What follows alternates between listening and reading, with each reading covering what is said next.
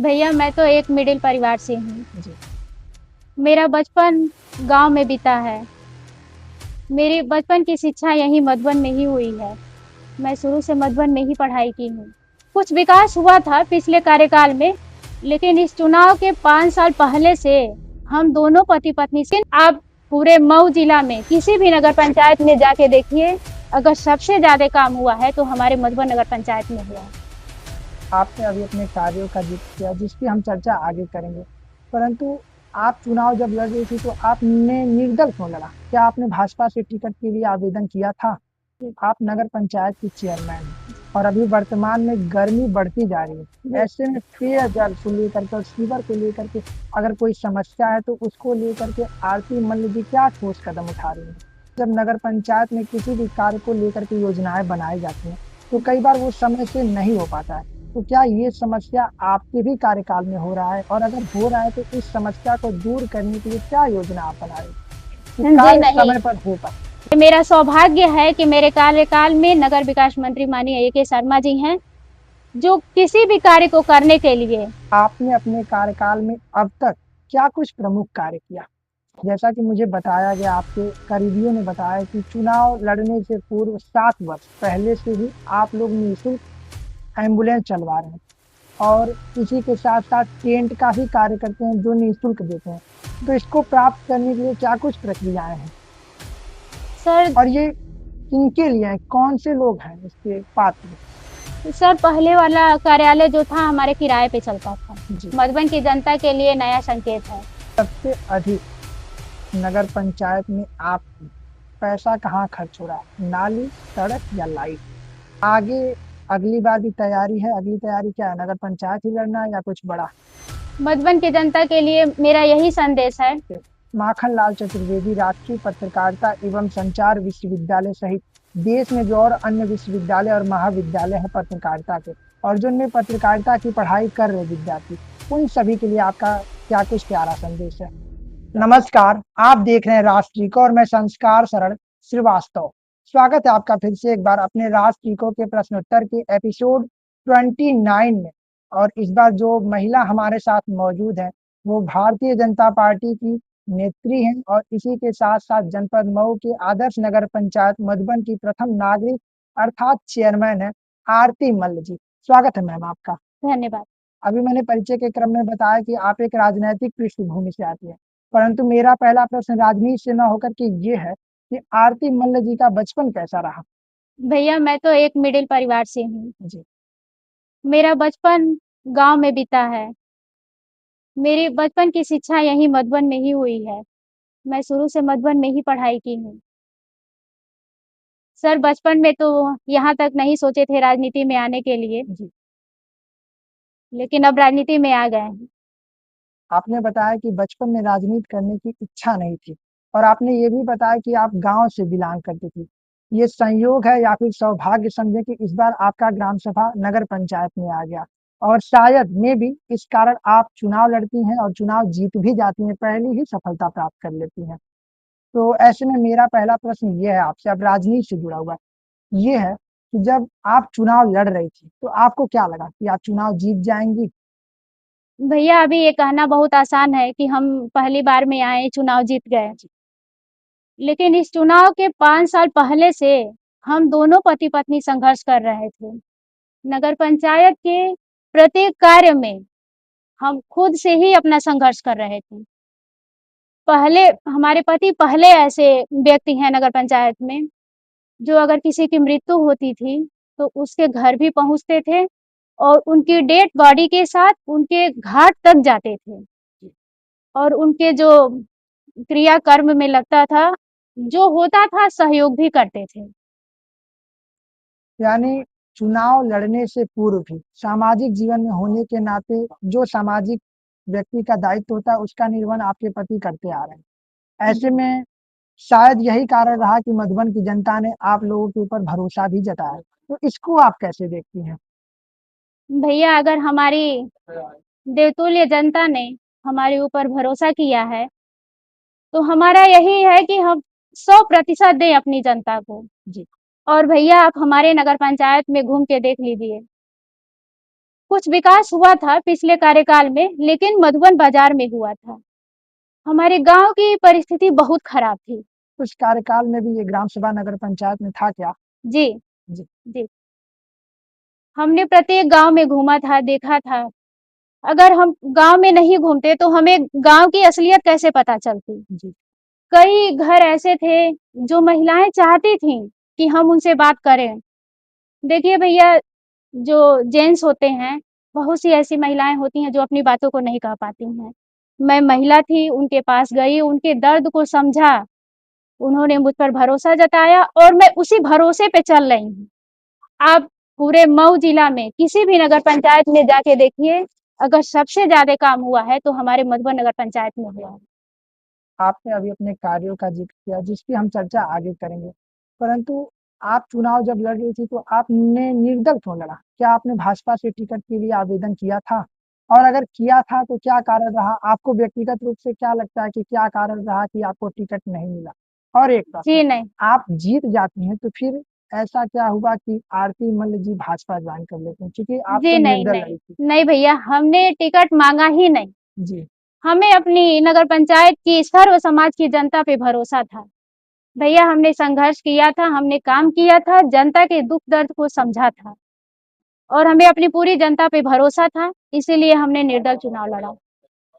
और भैया, हमने भाजपा इसलिए ज्वाइन किया क्योंकि मुझे भाजपा की पारदर्शी सोच वाकई काबिले तारीफ है। वहां महिलाओं को 33% आरक्षण देना, प्रमुख पदों पे महिलाओं को रखना, जो महिला की सुरक्षा होती है, उसके लिए हमारे यशस्वी माननीय योगी जी, प्रधानमंत्री जी ने जो कार्य किया है, इसी से हमने प्रभावित होकर भाजपा को ज्वाइन किया है। अभी आपने 33 फीस की जो सीट रिजर्व होने की बात हो रही है, जिसको संसद में पारित भी कर दिया गया, पास कर दिया गया। अभी कुछ दिन पूर्व ही प्रधानमंत्री जी ने वीडियो के माध्यम से बताया कि 2029 में हम इसको लागू भी करेंगे। तो आपको क्या लगता है कि ये वास्तव में धरातल पर लागू हो पाएगा? महिलाओं को संसद में 33% जगह मिलेगी? भैया, हमारे यशस्वी प्रधानमंत्री जी ने अपनी कही हुई बातों को, खासकर महिलाओं के प्रति जो कहा है, उसे 100% पूरा किया है। मुझे पूर्ण विश्वास है 2029 में ये जरूर पारित। चलिए, अब बढ़ते आपके नगर पंचायत की जी। तरफ। आप नगर पंचायत की चेयरमैन हैं और अभी वर्तमान में गर्मी बढ़ती जा रही है। जी। ऐसे में पेयजल को लेकर के और सीवर को लेकर के अगर कोई समस्या है तो उसको लेकर के आरती मल्ल जी क्या ठोस कदम उठा रही हैं? भैया, ये जो सीवर की समस्या है, जी।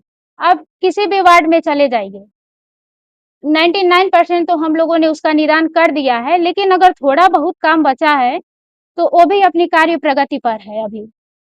और आप प्रत्येक वार्ड में जाइए, प्रमुख जगहों पे जाइए, हमने वाटर कूलर की व्यवस्था की है। सब जगह लोगों को पानी मिलने की सुविधा मिल रही है। यानी ये समस्या लगभग लगभग आप खत्म कर चुके हैं? जी, पूरा हो रहा है, लेकिन उसी में अगर मान लीजिए कभी कोई खराब होता है तो वो बनता भी रहता है। जी। अब मेरा अगला प्रश्न ये है कि आप नगर पंचायत की चेयरमैन हैं, मैं बार-बार ये बता रहा हूँ। जी। ऐसे में मेरा अगला प्रश्न ये है कि जब नगर पंचायत में किसी भी कार्य को लेकर के योजनाएँ बनाई जाती हैं, तो कई बार वो समय से नहीं हो पाता है।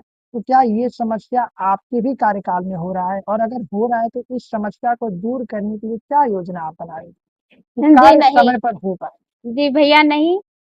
ये तो हम आपको 100% कह रहे हैं, नहीं है समस्या, क्योंकि हमारे नगर विकास मंत्री माननीय ए.के. शर्मा जी के द्वारा, ये मेरा सौभाग्य है कि मेरे कार्यकाल में नगर विकास मंत्री माननीय ए.के. शर्मा जी हैं, जो किसी भी कार्य को करने के लिए तुरंत बजट पास कर देते हैं और हर कार्य हम सोचते हैं समय पर पूरा करें। थोड़ा बहुत अगर हो जाता है तो मान लीजिए वो तो किसी के साथ भी हो सकता है। आपको क्या लगता है अगर नगर विकास मंत्री ए.के. शर्मा जी आपके गृह जनपद से नहीं होते, तो क्या इतना कार्य मधुबन को या फिर मऊ जिले के अलग-अलग नगर पंचायतों में हो पाता? सर, ये तो समय बता सकता है, लेकिन हमें अपने मंत्री जी पे पूरा भरोसा है। आपने अपने कार्यकाल में अब तक क्या कुछ प्रमुख कार्य किया? सर, हमारे कार्यकाल में आप प्रत्येक वार्ड में चले जाइए, वहाँ जो रोड का काम है, सीसी का काम है, नाली का कार्य है, तिरंगा लाइट है, स्ट्रीट लाइट है। पहले क्या था, केवल बाजार में लाइट थी। अब आप किसी वार्ड में जाइए, हर वार्ड हमारा चमक रहा है, लाइट से जगमगा रहा है, छठ घाट का निर्माण है और प्रत्येक वार्ड के जो मंदिर हैं, सभी मंदिर का सुंदरीकरण हम लोगों ने कराया है। अभी हमारा आप जिस वार्ड में बैठे हैं, यहाँ यहीं पास में ही छठ पोखरा है, उसका कार्य भी चल रहा है। अभी इसके बाद दूधिया पोखरा का काम चलने वाला है, मधुबन बाजार में है। सर ऐसे बहुत से कार्य हैं कि माननीय मंत्री जी की कृपा से हमारा सारे कार्य प्रगति पे है इस समय। आप चुनाव लड़ने से पूर्व थे, जैसा कि मुझे बताया गया, आपके करीबियों ने बताया कि चुनाव लड़ने से पूर्व 7 वर्ष पहले से ही आप लोग निःशुल्क एम्बुलेंस चलवा रहे हैं और इसी के साथ-साथ टेंट का भी कार्य करते हैं जो निःशुल्क देते हैं। तो इसको प्राप्त करने के लिए क्या कुछ प्रक्रियाएँ हैं? सर और ये किनके लिए है? कौन से लोग हैं इसके पात्र?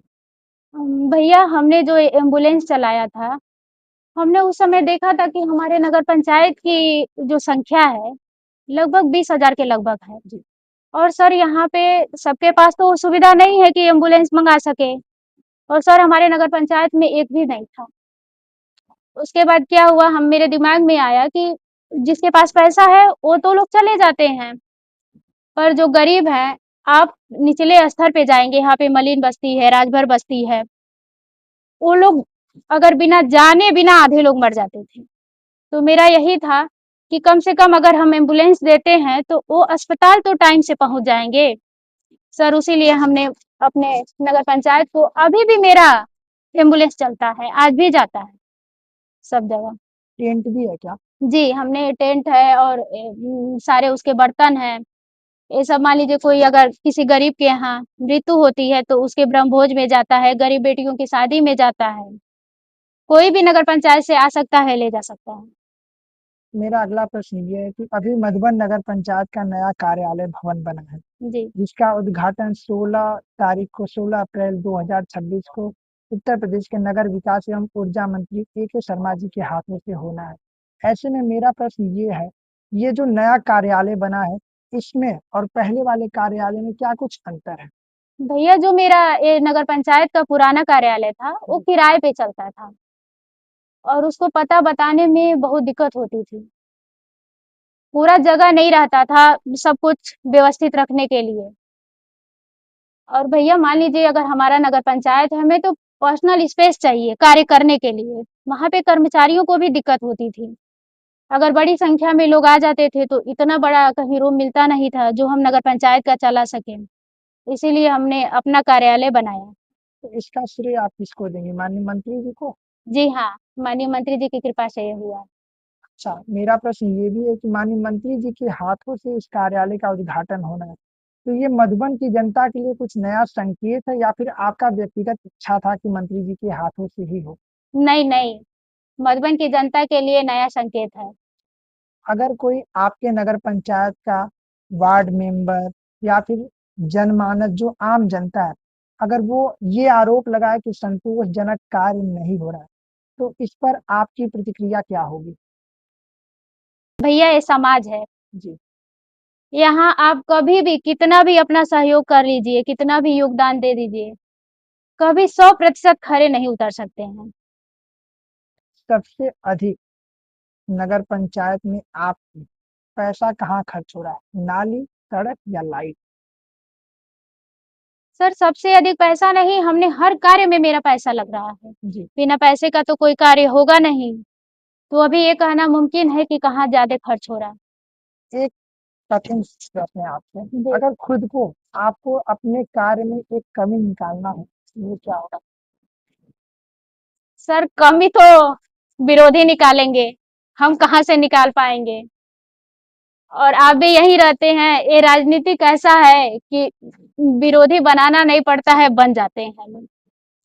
अगर कमी पूछना है तो विरोधी तो बहुत हैं बनाने के लिए।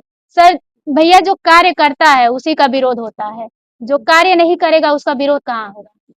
अगले 5 वर्षों में मधुबन नगर पंचायत को आप कहाँ देख रहे हैं? भैया अगले 5 वर्षों में मधुबन को मेरा मानना है कि मैं बहुत सारे ऐसे कार्य जो अभी है अपने प्रगति पे है, मैं उसको पूरा करने का लक्ष्य लेके चल रही हूँ। अभी 2 साल का टाइम है। उसके बाद कोशिश करेंगे। सबसे बड़ा कार्य जो अब तक आपने किया अपने कार्यकाल में? पिछले कार्यकाल में जो कार्यालय का था, केवल किराए पे चला था। भैया मेरा पहला यही था कि मैं अपने कार्यालय में जाकर और खुद के अपने नगर पंचायत का कार्य करूँ। तो यानी जो सबसे बड़ा अब तक का आपका कार्य है, वो नगर पंचायत का कार्यालय भवन बनना। जी, तो आगे अगली बार भी तैयारी है? अगली तैयारी क्या है, नगर पंचायत ही लड़ना है या कुछ बड़ा? समय बताएगा भैया। तो भाजपा में बने रहना है? हाँ, हाँ, भाजपा हमारी ऐसी पार्टी है, हमेशा रहेंगे। 2027 में क्या लग रहा है, फिर से एक बार भाजपा की सरकार बनेगी यूपी में? सर, ये केवल हम नहीं बता रहे हैं, ये तो पूरा आपका देश बता रहा है कि जहाँ भाजपा नहीं है, वहाँ भी आ रही है, तो हम लोग तो भाजपा हैं ही। मधुबन की जनता के लिए कोई संदेश? मधुबन की जनता के लिए मेरा यही संदेश है कि अपने नगर पंचायत को साफ-सुथरा रखें और हमारे जो सफाई नायक हैं, उनके कार्यों में सहयोग करें। लास्ट क्वेश्चन आपसे। माखन लाल चतुर्वेदी राष्ट्रीय पत्रकारिता एवं संचार विश्वविद्यालय सहित देश में जो और अन्य विश्वविद्यालय और महाविद्यालय है पत्रकारिता के, और जिनमें पत्रकारिता की पढ़ाई कर रहे विद्यार्थी, उन सभी के लिए आपका क्या कुछ प्यारा संदेश है? मेरा संदेश यही है कि अगर आप लोग पत्रकारिता कर रहे हैं, तो निष्पक्ष रूप से जो सही है उसे दिखाएँ। क्योंकि आज की पत्रकारिता में पत्रकार तो अपने आप को सारे लोग बोलते हैं कि हम पत्रकार हैं, लेकिन अगर सही बात होती है तो आप नहीं दिखा सकते हैं उसको। अगर गलत है तो उसको दिखा रहे हैं। मेरा मानना है जो सही है आप उसके साथ चलिए। आपने अपना कीमती समय दिया मैम, इसके लिए राष्ट्र टीकों की पूरी टीम आपके प्रति आभार ज्ञापित जी, करती है। धन्यवाद आपका भी। और आपसे कहना ये है, ऐसा और इंटरेस्टिंग इंटरव्यू देखने के लिए स्टे कनेक्टेड विथ राष्ट्र जी को। धन्यवाद।